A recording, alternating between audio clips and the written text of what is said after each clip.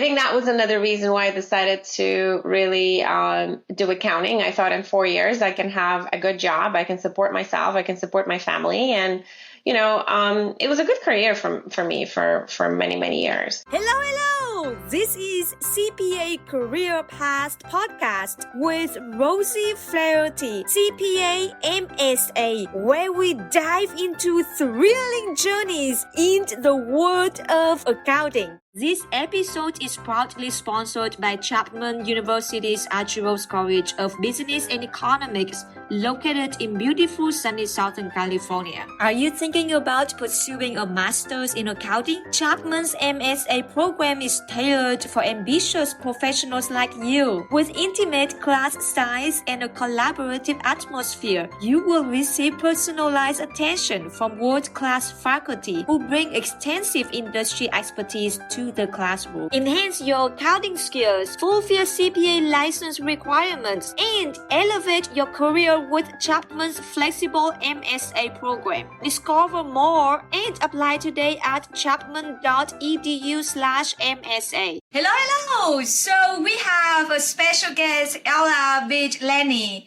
the founder of Consulting and Coaching Solutions, LLC. Ela, thank you so much for being on my podcast today. How are you? I'm doing well. Thank you for having me, Rosie. Thank you. So Ela and we met at the AICPA Women Global Leadership back in November.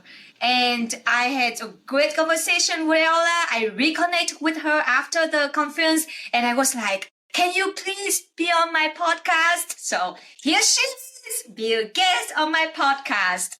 I'm very excited for the conversation today. I'm excited too.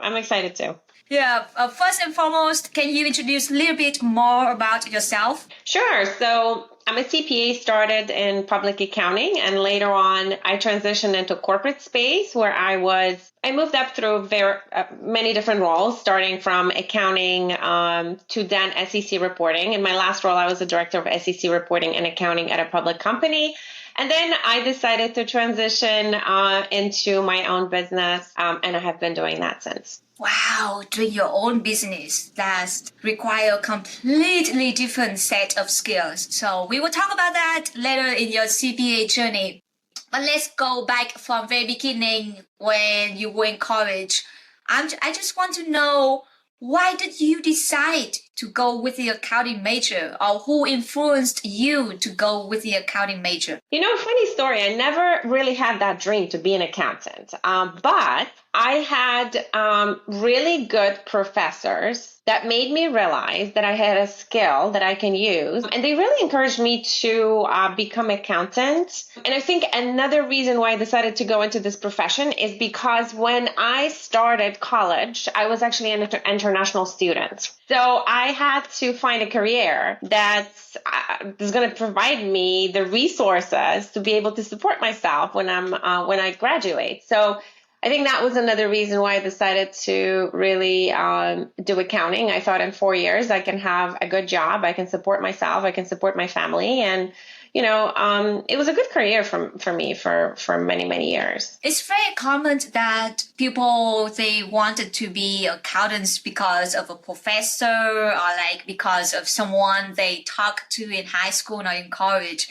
So that's amazing that those people actually inspire students to become accountants. So I just want to give credits to all the professors out there doing amazing jobs to influence students to be accountants. I love that. Go ahead. Yeah, especially that, when you're in college, sometimes you really have to find yourself and find what you're good at. And if somebody tells you, hey, I can see a potential in you, I can see that you can really be good at this, I think it's a huge encouragement to anybody. So yeah, huge shout out to professors who really pay attention to that and not just focus on teaching the subject. I agree.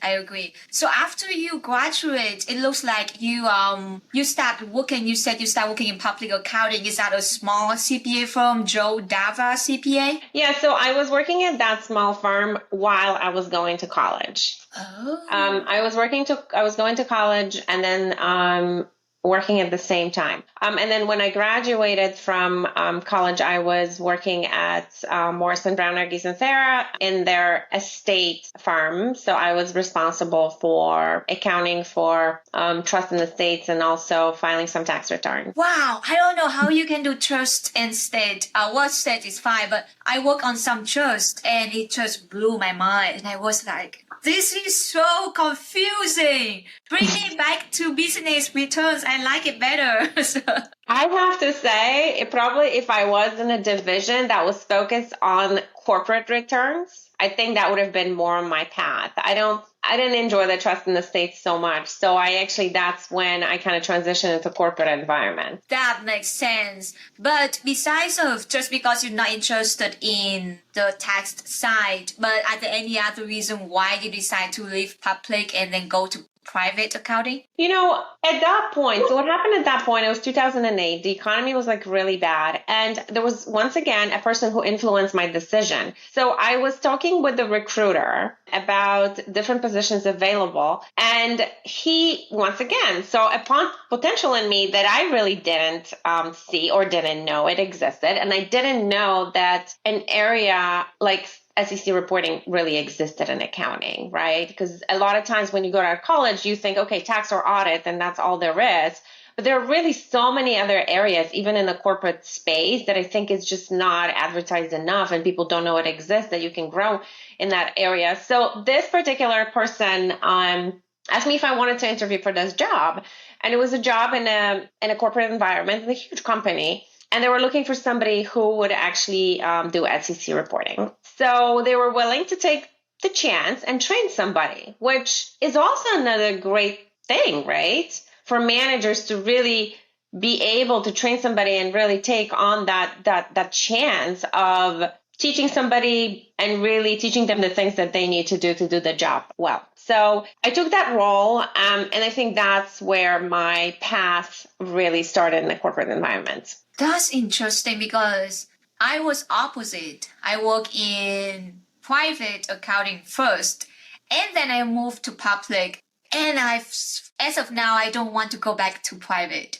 So it's very opposite transition. Yeah, and there's so many areas in private. So I know that monthly close probably wouldn't work for me all the time because I like the challenge. So I like these projects that pop up. And that's why SEC reporting was interesting, because there were technical implementations that I had to do. I had to read guidance. I had to write memos. I had to, organize the audit work papers. I had to do a lot more than just basic accounting. And that makes it fun, right? Yeah. It's way more fun than just regular accounting. You have to weigh both and beyond just numbers to understand the report and to complete the requirement or the tasks that are assigned to you. So that's amazing. Yes. And then another great thing about those roles is that you directly interact with executives on really company's performance. So you get to understand the business much better than when you're just entering the transactions. Were you nervous at that time when you work with people on the top of the firm? No, since I came out of school, I've always worked with the top. It's just kind of how my career developed. So whether it was partners at public accounting firms or later on CEOs, CFOs. I think it's a great place to learn. It's a great place to understand business, and it's a great place to understand how accounting works. Yeah. So I really enjoyed that. That's good, because I know that some people, they can be so good talking with peers or like managers or seniors above them. But when they get to like partner or they get to like CEO, CFO, they get so nervous that they're not themselves, and they also don't know what to say or what to talk about. So I think it's amazing skill that you have at a very young age, that you don't feel that nervous when you talk to people on the top of your company. So I think that's great. But it looks like you work there for about a couple of years and then you moved to another company? Yeah, it was also an SEC reporting space. Oh, okay. I decided to change roles, but I took a role at a different company doing really just the same kind of responsibilities. And this position was actually a lot more accounting and SEC reporting. It was a bigger team, which was nice. It's always nice to have people around you that you can communicate with, bounce ideas off, that you can learn from. So I really enjoy that role. I think in that particular role, I worked for a manager that really showed me what leadership is all about. I think she really kind of painted my picture of perfect leadership. So it was a beneficial position on so many different levels. So is that true that you moved to a different company because you feel like your team was too small and you couldn't have a chance to learn from them? Yeah, so I was one person department. So what happened is my boss actually passed away. It was a really tragic situation. So then I became one person department, and it was really challenging. Yeah, that makes sense. And you mentioned about perfect leadership. Now I'm curious, what is perfect leadership now in your definition? Yeah, so when I moved to this new role, I worked for somebody who was a chief accounting officer, I think, at that point. And this person she was a great leader on many different ways. First of all, we had team meetings, but it wasn't team meetings talking about tasks, but it was team meetings about connecting with each other. And it really changes perspective. People get to know each other and they really, really bond much, much better as a team. But this person also, she knew each person on the personal level, not only as the work that needed to be done. This person was 2 levels above me, but she knew the challenges or, opportunities that were in front of me. And I'm going to give you an example. So what happened is at that point, when I changed those roles, I just took my first section of the CPA exam. It was the FAR section, which to me, I think it's like the hardest, the hardest one.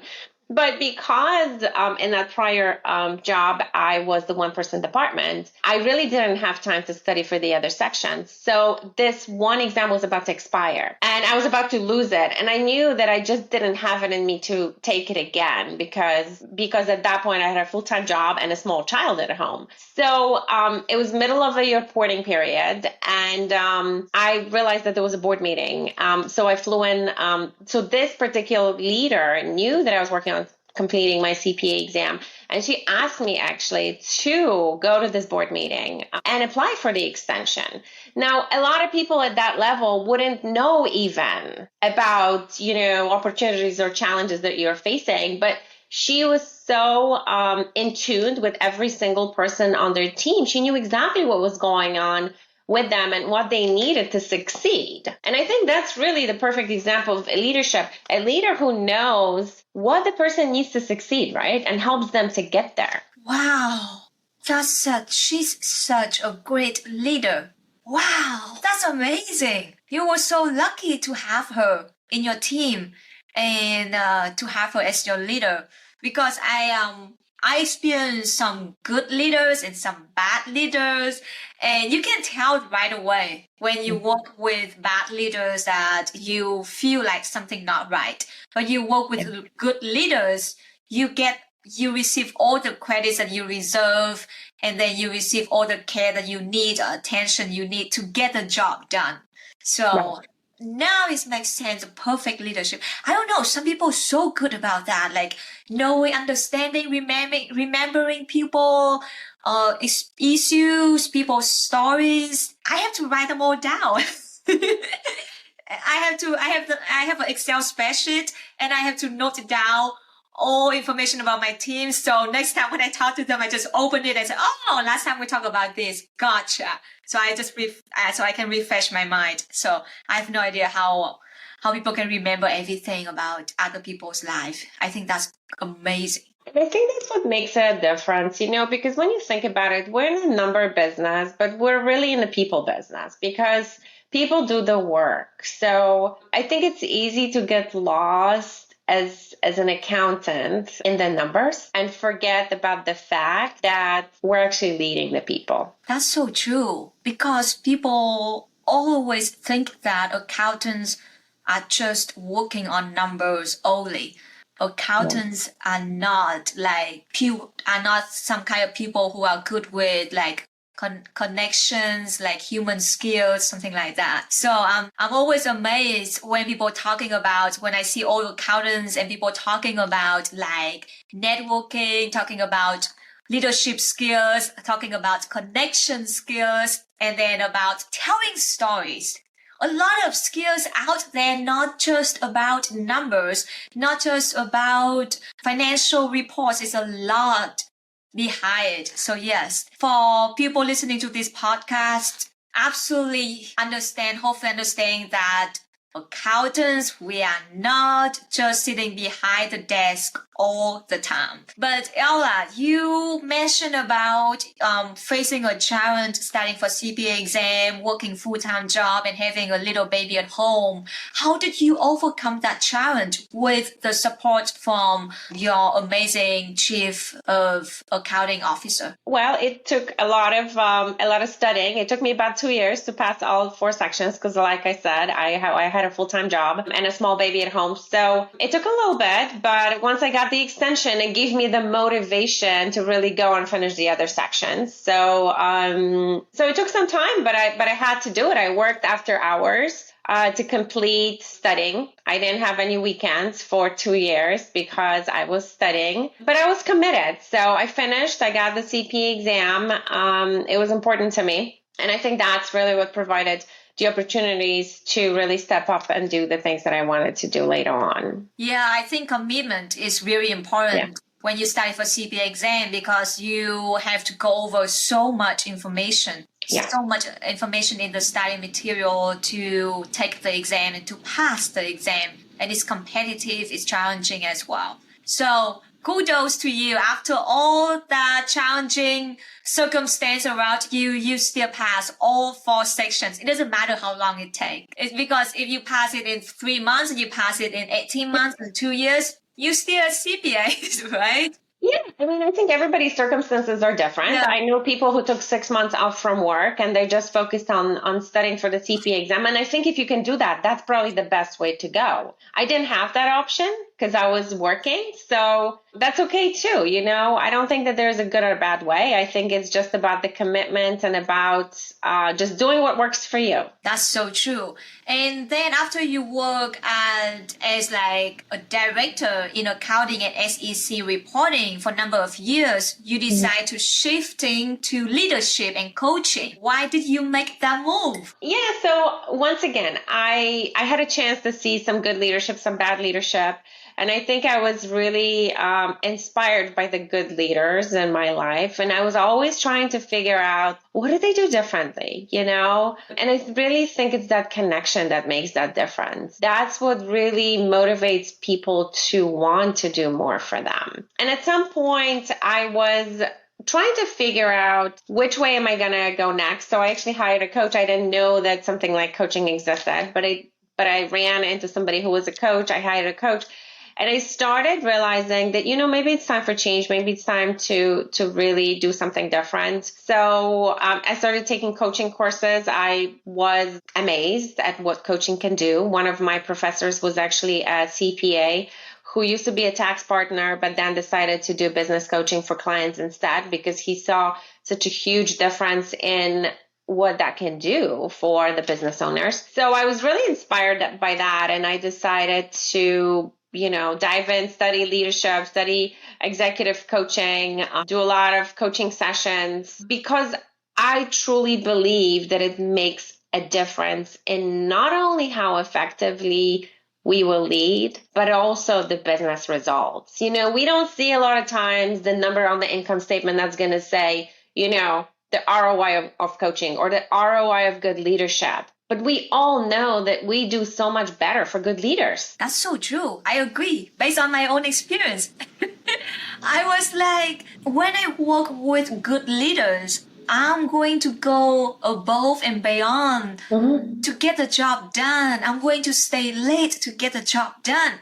But when I work with not very good leaders, it's very difficult for me to stay late to get the job done. But because I take my responsibility to finish the job, so I still complete the job, but do not have that strong motivation to get the job done. So it's very different when you work with great leaders and you work with not so great leaders. Yeah. And sometimes the trouble is that a lot of times when we are experts in an area, let's say in accounting, we automatically assume that we're also great leaders. But those are two different scales. Very different. I don't know. Very different. They are not the same at all. When someone can be so good at the job, knowing all the regulations, all the tax code, but leading the group is just not his strength. So I don't know how people can combine that two skill sets. They are very different skill sets for me. To understand that. And another question is, how do we then develop these skills, right? Because a lot of times we're put in these positions and then we just have to figure it out.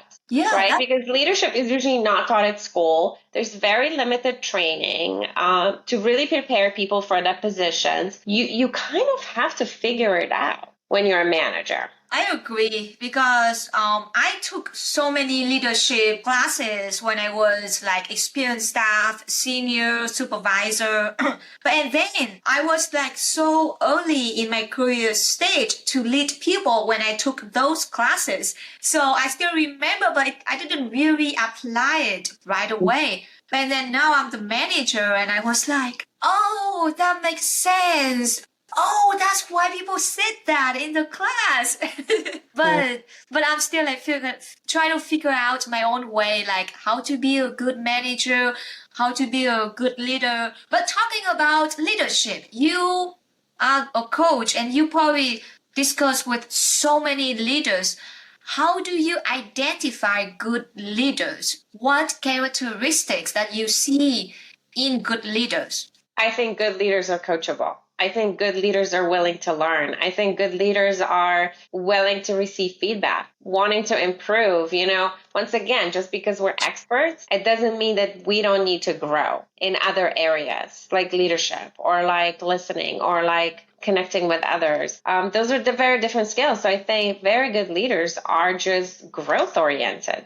Wow. I know that a lot of time accountants, we are struggling with leading people, even we are knowing so well what we are doing. Do you see that this trending is still happening or is getting better over time, that accountants start leading people in a better way? I think it's individual. It's based on individual people. Some want to learn, want to improve, and some just don't. Something that, they know already what they need to know. So I really hope that this is going to change, especially when we have so many generations in the workplace and everybody has very different expectations. Everybody has very different work ethics. So we really need to be able to develop these skills so we can understand people. We can, know what they need, how we can help them succeed, and really how we can work together. How we can work together, I think that's the key. It doesn't matter if you are in private or public, in tax or audit, financial advisory. Working with your team is really important to get the job done, because if you do not know how to work together, job is still hanging there, and then like people get lost. Like, what do you want me to finish this? Like, when do you want me to complete this, and what do you want me to do with this? So it creates a lot of confusion if you do not know how to work with other people. So I feel like that skill set is not just about for managers, but also for any people who are going to start a new job or start a new career in the profession as well. That you have to work with all different people in different levels. That's what I think. But what do you think for people who are new to this profession, who just recently graduate, and they have so much to learn: technical, communication, soft skills, and also like professional ethic. So they so overwhelmed with so much information. What is the best way for them to stay focused in the right direction at the very early stage in their career? Yeah. So technical skills are obviously very important, right? That's what drives that career growth. But I would start really early on to challenge. And I think a lot of accountants have to challenge themselves to do presentations, to do some public speaking, to, understand the numbers better so that they can tell the better stories about the numbers, to connect with the clients, to understand the client's needs also. Not just focus on the compliance and completing the tax return, but also understanding, hey, what does this client really need? Maybe there is an opportunity there that we're leaving on the table because we're not used to communicating with the clients and really understanding the client. So I think it's really communication skills and really trying to understand the person next to them so that we can be more effective. Yeah, you mentioned about public speaking. And we talk about this at the conference. And just for the audience to understand some background about Ella and I, that we went to this woman global leadership conference, and I expressed my concern about public speaking, that I love public speaking, but I'm concerned about my accent. And at the very beginning of this podcast, Ella did mention that she came to US, and so she was international student as well. I was an international student as well when I came to US. So I have my accent. Ella has her accent, but to be honest, I don't hear your accent at all. Your English is so good. But Ella told me that this is just like blew my mind. Ella told me that it's okay to have the accent because people will pay more attention to you, to understand what you're saying because you have the accent. So it's just a completely different viewpoint, because when I speak and people do not understand me, I feel so bad. And yes, some people may lean forward, but I take that as a negative thing, that people have no idea what I'm talking about. I need to speak better. I need to speak louder. And I hesitate to raise my hand that I want to do public speaking. So that comment blew my mind, Ella. I want to say thank you again publicly on this podcast for giving me that comment. And I thought about that comment a lot on the airplane on the way back home from that conference. That changed my mindset a lot. I'm glad. Somebody told me the same thing at some point, and it gave me a lot more confidence because I tend to kind of have an accent a lot more when I'm nervous. But after that, I realized it's okay. It's okay to be different. Ooh, that's so true. It's okay to be different. Yes, it's crazy. I still remember, I think the first month when I came to US to study abroad, and I went to college that they didn't have a lot of international students. And for me, American people, they like different animal on the planet. And even I have that American white guy or girl sitting next to me, I still feel like, wow, they are so different and I'm different. It's so difficult for me to talk to them because I always have that barrier that I'm so different and they are different and it seems like not okay. But yes, it's okay to be different. That's so true. Mm-hmm. And kudos to all international students that you can come here, learn the language, and then get over the language, the cultural barrier. That's a lot of credit that you deserve to get it. I agree. It's so much more work when you have to study in a language that's not your native language. You have to put in a lot more work. So I do agree. Kudos to all the international students who are coming here, taking the chance, being in a different country, taking the risk, taking the chance. I think it's amazing.